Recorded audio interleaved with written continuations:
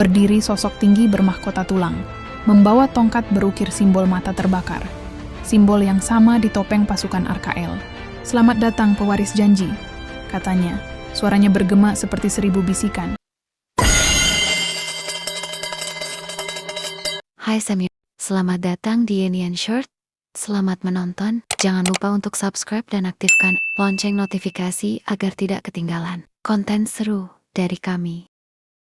Kerajaan Medaan dan Raja Ricard, sang singa dari utara. Di tanah luas yang diselimuti kabut dan dikelilingi pegunungan biru, berdirilah Kerajaan Medaan. Sebuah negeri makmur yang dikenal karena kekuatan militernya dan rakyatnya yang tangguh. Di pusat istananya yang megah, berdiri seorang raja muda bernama Ricard. Lelaki dengan sorot mata tajam dan hati yang berani. Ia dikenal bukan hanya karena pedangnya yang cepat, tetapi juga karena keadilannya yang tak tergoyahkan. Ricard naik takhta pada usia 25 tahun. Setelah ayahandanya, Raja Alter, gugur dalam perang melawan bangsa dari utara. Sejak hari itu, Ricard bersumpah tidak akan ada lagi darah rakyat Medaan yang tumpah sia-sia. Ia memimpin dengan kebijaksanaan. Namun di balik ketegasan itu, tersimpan luka dan amarah yang tak pernah padam. Pada pagi yang berkabut, lonceng peringatan berbunyi dari menara timur. Seorang pengintai berlari ke istana. Napasnya terengah. "Yang mulia," katanya, bersujud di hadapan tahta. Dari hutan hitam di perbatasan barat, muncul pasukan tak dikenal. Mereka bukan dari kerajaan manapun yang kita kenal. Raja Ricard berdiri dari singgasananya, jubah merahnya berkibar seiring langkahnya. "Pasukan tanpa panji?" tanyanya dengan nada rendah namun berwibawa. "Benar, Paduka." Mereka memakai topeng besi, dan di tengah mereka berdiri seseorang, dengan pedang berapi. Ruangan istana hening seketika. Para panglima saling berpandangan. Ricard menatap lurus ke arah utara, seolah dapat melihat musuh yang disebut itu. "Persiapkan pasukan utama," ujarnya akhirnya. "Dan siapkan kudaku, Stormfang, aku akan memimpin sendiri." Sore itu langit berwarna kelabu. Ricard menunggangi Stormfang di barisan depan, diiringi oleh Jenderal Corvin, sahabat masa kecilnya yang kini menjadi tangan kanannya. "Ricard," kata Corvin perlahan, "musuh ini berbeda. Mata-mata kita bilang mereka tak tidur, tak makan, dan tak bicara. Seolah mereka bukan manusia." Ricard menatap jauh ke arah hutan yang tampak hitam dari kejauhan. "Maka hari ini," jawabnya tenang, "kita akan tahu apakah dewa-dewa masih bersama kita, atau dunia ini telah benar-benar gila." Angin berdesir dingin ketika pasukan Medaan memasuki hutan. Pohon-pohon di sana tinggi menjulang, seakan menutup langit. Dan di tengah sunyi itu, suara logam terdengar berdentang. Dari balik kabut, muncul sosok-sosok berpakaian hitam, dengan topeng besi berukir simbol mata terbakar. Di barisan paling depan, seseorang melangkah perlahan. Pedangnya menyala merah seperti bara. "Ricard dari Medan." Suara itu berat, seperti datang dari dalam bumi. "Kami datang bukan untuk menaklukkan. Kami datang untuk menagih janji lama." Ricard menarik pedangnya. "Valorian, pedang pusaka peninggalan ayahnya. Janji apa yang kau maksud, iblis bertopeng?" Sosok itu tertawa pelan, lalu mengangkat pedangnya ke langit. Janji yang dibuat oleh Raja pertama Medaan, 300 tahun lalu, dengan darah dan bayangan. Suasana hutan berubah mencekam. Kabut makin pekat, seolah malam turun sebelum waktunya. Pasukan Medaan berbaris rapat, tapi tak satu pun berani bergerak. Dari kejauhan, terdengar suara seperti bisikan ribuan jiwa, lirih namun menusuk hati. Raja Ricard maju selangkah, menatap pemimpin bertopeng itu dengan tatapan tajam. "Janji darah," katanya dingin. "Raja pertama Medaan telah wafat 3 abad lalu. Segala janjinya telah berakhir bersama jasadnya." Namun sosok bertopeng itu hanya mengangkat tangannya. Dari tanah, api biru menyala, membentuk lingkaran dengan simbol kuno yang berputar di bawah kakinya. "Tidak semua janji mati bersama waktu, wahai Raja Ricard. Sebagian menunggu untuk ditebus." Jenderal Corvin menegangkan rahangnya. "Yang mulia, ini sihir gelap. Kita harus mundur." "Tidak," potong Ricard, matanya berkilat. "Aku ingin tahu apa yang sebenarnya terjadi." Api biru itu mendadak menyala terang, dan di tengahnya muncul bayangan besar. Sosok lelaki tua berjubah emas, membawa tongkat kerajaan. Wajahnya mirip Ricard, hanya lebih tua dan berwibawa. "Alter," desis Corvin, terkejut. "Itu, Raja Alter ayahmu." Ricard terpaku. "Ayah? Tidak mungkin." Bayangan itu berbicara dengan suara yang bergema dari segala arah. "Ricard, darah kita terikat pada perjanjian lama. antara kerajaan Medaan dan bangsa bayangan dari lembah hitam. Dulu, demi melindungi rakyat, leluhur kita menjual separuh cahaya negeri ini. Kini mereka datang menagih bagian yang tersisa. Raja muda itu menatap bayangan ayahnya dengan emosi campur aduk, marah, takut, dan bingung. Bagian yang tersisa, apa maksudmu, ayah? Sebelum bayangan itu menjawab, tanah di bawah pasukan Medaan bergetar hebat. Akar-akar pohon mencuat, membelit prajurit yang berteriak ngeri. Dari balik kabut, muncul sosok-sosok raksasa bertubuh bayangan, bermata merah menyala. Sosok bertopeng itu mengangkat pedang apinya tinggi-tinggi. Waktumu telah tiba, keturunan darah janji. Berikan apa yang menjadi hak kami, atau kerajaanmu akan tenggelam bersama matahari malam ini. Ricard menatap medan perang yang mulai kacau. Ia tahu ini bukan perang biasa. Nikah adalah kutukan yang diwariskan. Kalau begitu, katanya pelan namun tegas, aku akan menebus dosa leluhurku dengan darahku sendiri, tapi bukan tanpa perlawanan. Ia mengangkat Valorian, dan dari pedang itu terpancar cahaya perak yang menyilaukan, seolah seluruh keberanian leluhur Medaan bangkit kembali dalam dirinya. Untuk Medaan, serunya lantang. Pasukan berteriak serempak, dan perang pun pecah. Api melawan cahaya, bayangan melawan keberanian. Di tengah pertempuran, Ricard menebas musuh satu persatu, tapi matanya terus mencari sosok bertopeng itu. Ia tahu, kemenangan tak akan didapat dengan menumpas semua prajurit. Kuncinya ada pada pemimpin mereka. Akhirnya, keduanya bertemu di tengah hutan yang kini terbakar api biru. Siapa kau sebenarnya? Ricard menantang, menahan pedangnya yang bergetar karena energi sihir. Sosok itu menatapnya melalui topengnya yang retak. Namaku, Arkael, penjaga perjanjian. Dulu, aku manusia, sama seperti ayah leluhurmu. Tapi dia mengkhianati kami. Sekarang, aku hanya roh yang menagih keadilan. Kalau benar ayah leluhurku bersalah, kata Ricard, biarkan aku menebusnya dengan kehormatan, bukan dengan darah rakyatku. Arkael terdiam sejenak, lalu menurunkan pedangnya sedikit. Mungkin masih ada jalan lain, katanya perlahan. Tapi untuk itu, kau harus pergi ke Lembah Hitam, tempat perjanjian pertama dibuat. Di sanalah kebenaran akan menghakimimu. Ricard menatapnya tajam. Kalau itu yang harus kulakukan, maka aku akan ke sana, demi Medaan. Keesokan harinya, setelah kabut perang reda, Ricard memanggil para penasihatnya di ruang takhta. Kerajaan hancur sebagian, banyak prajurit gugur, tapi tekad sang raja tak surut. Siapkan pasukan kecil, katanya. Aku akan berangkat ke Lembah Hitam bersama Corvin dan para penjaga kerajaan. Jika aku tak kembali, kau Corvin yang akan menjaga Medaan. Corvin menatapnya lekat-lekat. Aku takkan membiarkan kau pergi sendiri ke tempat yang bahkan peta tak berani menulisnya. Ricard tersenyum tipis. Kalau begitu, bersiaplah sahabatku. Kita akan menjemput kebenaran dari rahang kegelapan. 3 hari setelah perang di hutan barat, langit Medaan masih muram. Kabut hitam belum sepenuhnya lenyap.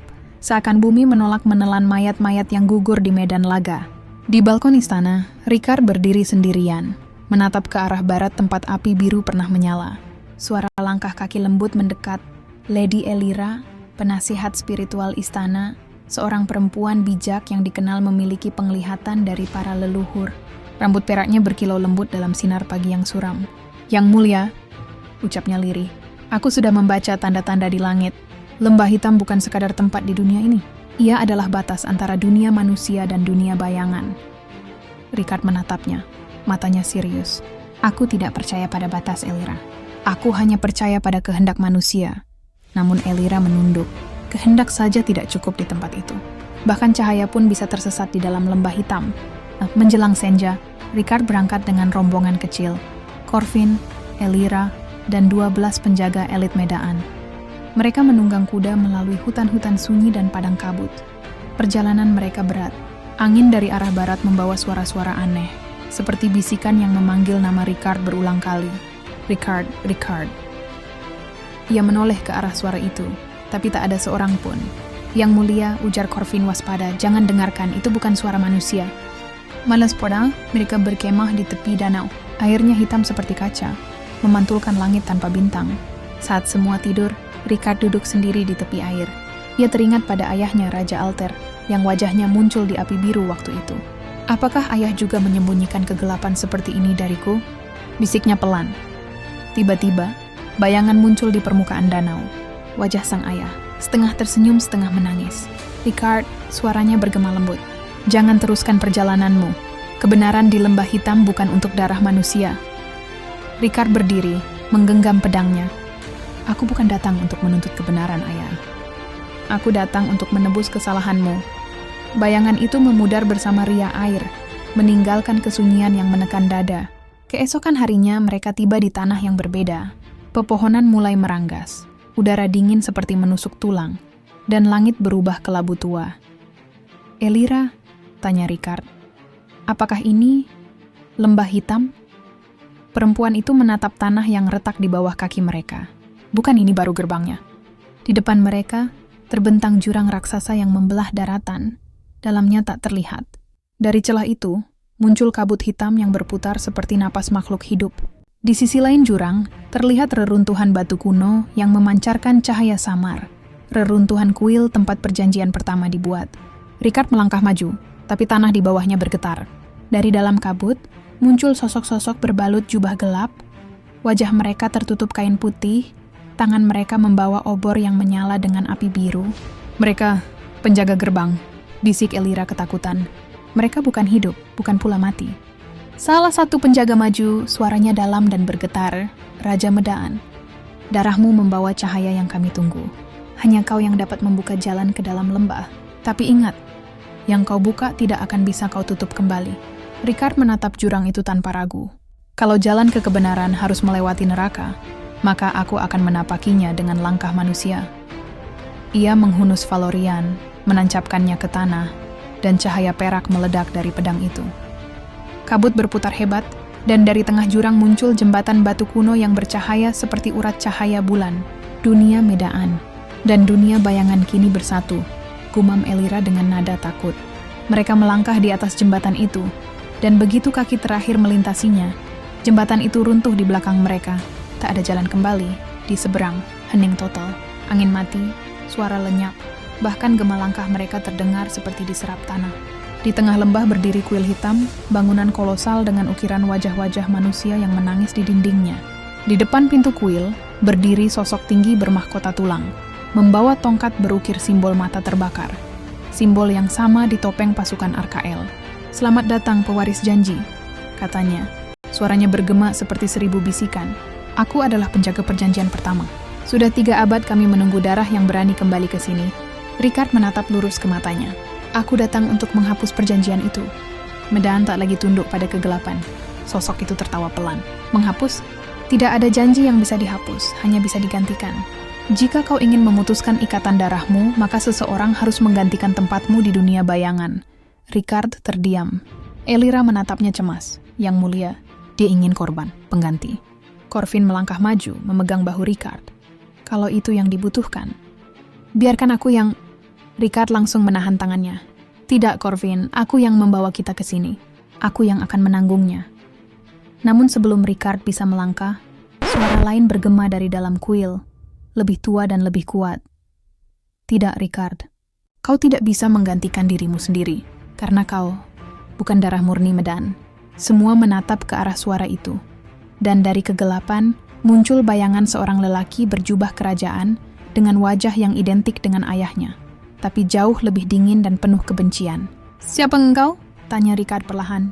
Bayangan itu tersenyum tipis. "Aku adalah raja pertama Medaan.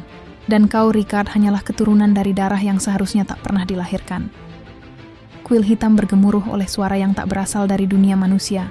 Api biru di sekeliling ruangan menyala tinggi, memantulkan bayangan wajah raja pertama Medaan, sosok agung dengan jubah emas yang kini membara oleh amarah. Raja Ricard berdiri tegap, matanya menatap bayangan leluhur itu tanpa gentar. "Jika kau benar raja pertama Medaan," katanya lantang, "maka katakan padaku, apa maksudmu aku bukan darah murni Medaan?" Bayangan itu berjalan pelan menuruni tangga batu. Setiap langkahnya memancarkan gema berat. 300 tahun lalu, katanya, "aku membuat perjanjian dengan bangsa bayangan untuk menyelamatkan negeri ini dari kehancuran.